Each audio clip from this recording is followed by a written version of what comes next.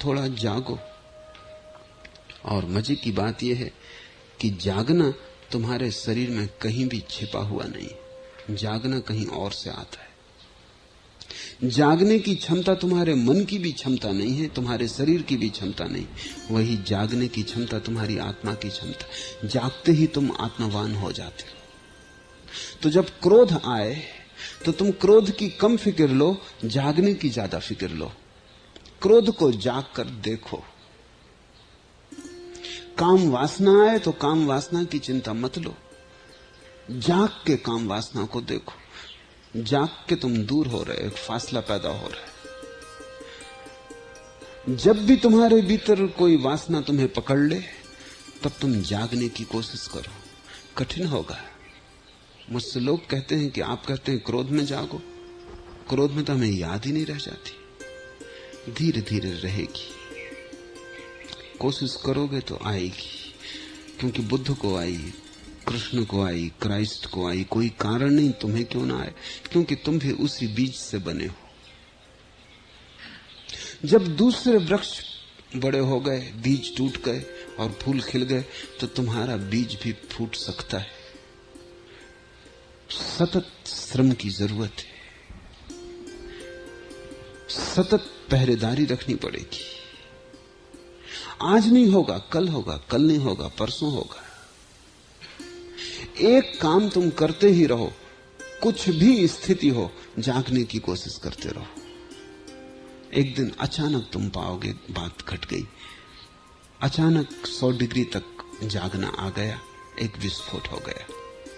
और जिस दिन जागरण का विस्फोट होता है, उससे अनूठी कोई घटना इस संसार में नहीं।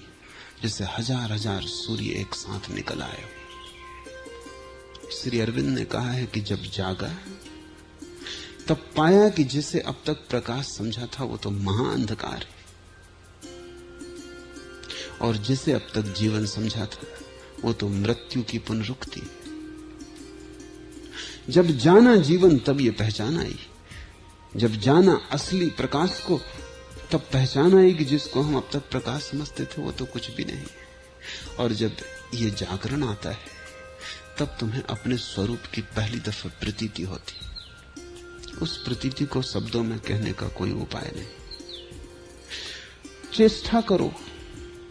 बुद्ध के आखिरी क्षण विदा होते समय के शब्द हैं कि आनंद चेष्टा में सतत संलग्न रहना, एक क्षण को प्रमाद न करना, जरा भी सुस्ती को मत भीतर बैठने देना, क्योंकि जरा सी सुस्ती और बहुत कुछ खो जाता है। तू श्रम करते ही रहना जब तक कि जाग ही ना जाए, तब तक मानना अपने लिए कोई चैन नहीं। अथक श्रम करना,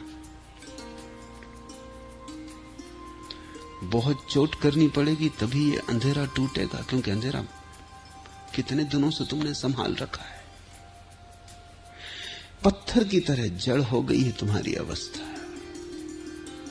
परत बहुत मजबूत हो गई है, आत्मा भीतर छिपी है, झरना भीतर है, लेकिन द्वार बंद हो गए हैं। चोट करने से द्वार टूटेंगे, सतत चोट करने से द्वार टूटेंगे। धीमी ही चोट क्यों ना हो, सतत चाहिए। पानी गिरता है, धीमी धीमी चोट करता है, चट्टानें टूट जाती। तो तुम्हारी स्मृति का जलधार गिरती रहे तुम्हारे यंत्रवत चट्टानों पर। आज नहीं कल चट्टानें टूट जाएंगी।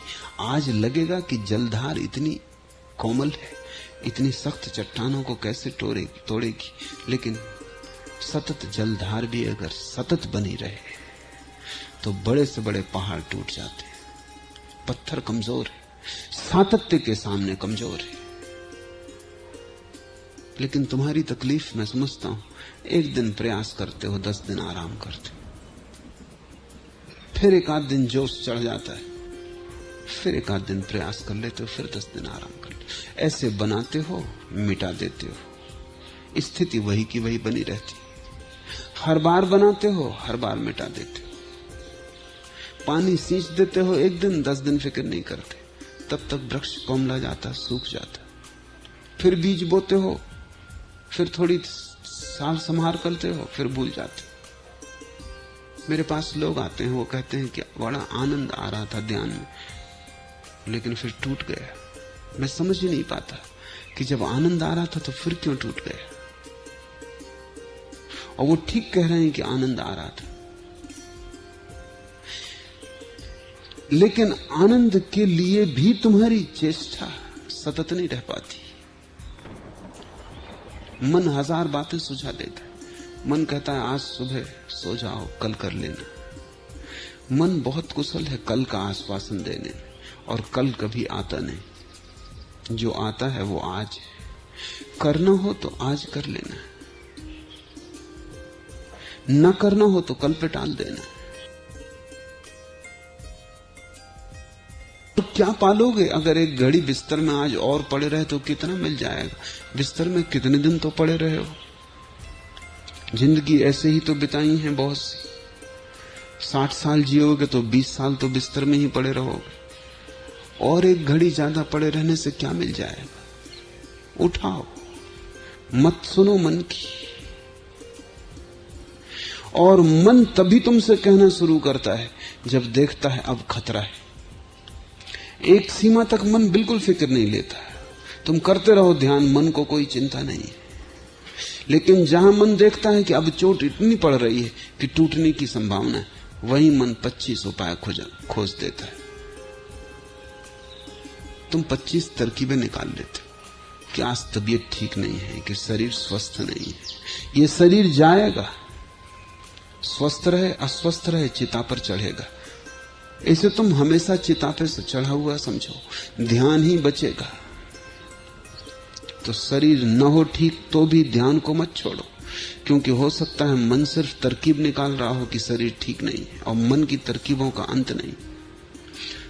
ऐसे तुम दिन भर रहे आते हो, न चींटी काटती है, न हाथ पैर में खुजलाहट उठती, न खांसी आती, ध्यान करने बैठे सब शुरू। ये बहुत हैरानी की बात है कि 24 घंटे ये आदमी ठीक था, ध्यान करने बैठता लगता चींटियां चढ़ रही, पैर में खुजलाहट आ रही, अब ये गर्दन दुखने लगी, अब यहां ये होने लगा, वहां वो होने लगा।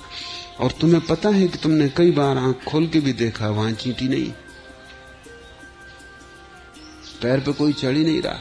मन धोखे दे रहा है। मन कह रहा है कि हिलो, क्योंकि तुम्हारे हिलने में मन का जीवन है, और तुम्हारे थिर हो जाने में मन की मृत्यु।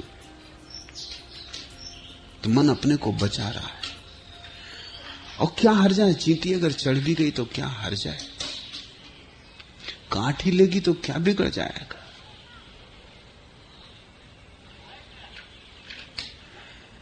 तुम कभी सोचते ही नहीं कि तुम दांव पे क्या लगा है।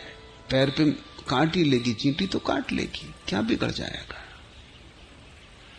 लेकिन तुम ध्यान खोने को राजी हो, चींटी के काटने को सहने को राजी नहीं। इतनी सी भी कीमत न चुकाओगे जागने के लिए। अगर कमर में थोड़ा दर्द हो रहा है तो होने दो, कमर का ही दर्द है, कोई बहुमूल्य खजाना दांव पे नहीं लग गया है।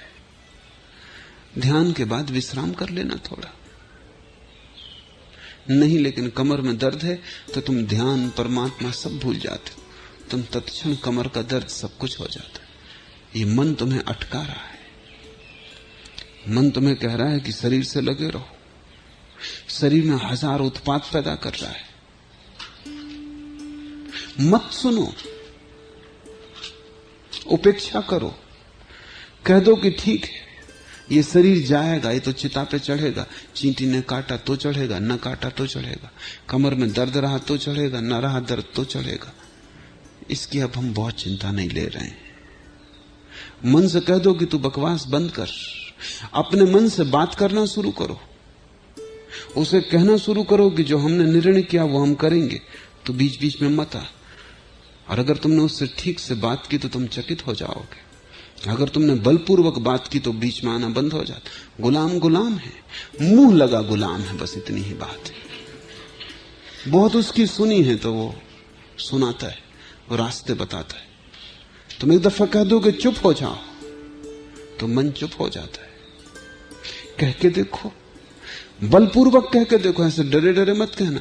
ऐसा मत कहना कि हमें मालूम तो है कि वो चुप होगा नहीं, तब तुम कह ही नहीं रहे हो। कह दो कि चुप हो जाओ, अगर तुमने ठीक से कहा तुम पाओगे, तत्क्षण मन चुप हो जाता। मन तुम्हारा गुलाम है, तुम्हारा यंत्र है। तुम मालिक हो, अपनी मालिकियत की घोषणा करो। यह कोई दमन नहीं है मन का, यह सिर्फ मालिकियत की घोषणा है। यह सिर्फ यह कहना है कि मैं मालिक हूं, निर्णायक मैं हूं, तेरा काम मेरे निर्णय में साथ पहुंचाना है। जल्दी ही तुम पाओगे मन हट जाता है। मन के हटते ही शरीर के उत्पाद बंद हो जाते और जागरण की धीमी धीमी ज्योति उठनी शुरू हो जाती। गहन अंधकार के बाद जैसे सुबह, मरुस्थलों में भटकने के बाद जैसे अचानक मिल गया मरुद्धान, ऐसा ही वो जागरण है। हजारों हजारों जन्मों तक धूप में चलने के बाद जैसे मिल गई वृक्ष की छाया, ऐसा ही शीतल वो जागरण है। प्यासे को जैसे पानी, भूखे को जैसे भोजन, ऐसी ही आत्मा की प्यास के लिए वो जल स्रोत है।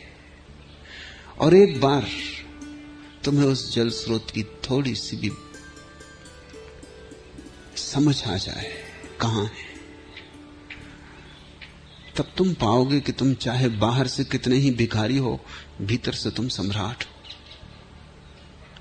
और बाहर से प्रकृति ने तुम्हें घेरा है, लेकिन भीतर से तुम परमात्मा हो। जैसे हर मिट्टी के दिए में ज्योति है, ऐसे हर मिट्टी की तुम्हारी देह में परमात्मा की ज्योति है। लेकिन तुम मिट्टी के दिए से इतने उलझे हो कि तुम्हें याद ही नहीं आती कि ज्योति भी है। मिट्टी का दिया ज्योति को संभालने को है, लेकिन मिट्टी को दियों को संभालने में तुम ज्योति को भूल गए हो। स्मरण करो ज्योति का, और ज्योति की स्मरण का अर्थ है 24 घंटे कुछ भी करो, एक काम भीतर जारी रखो कि जाग कर करेंगे।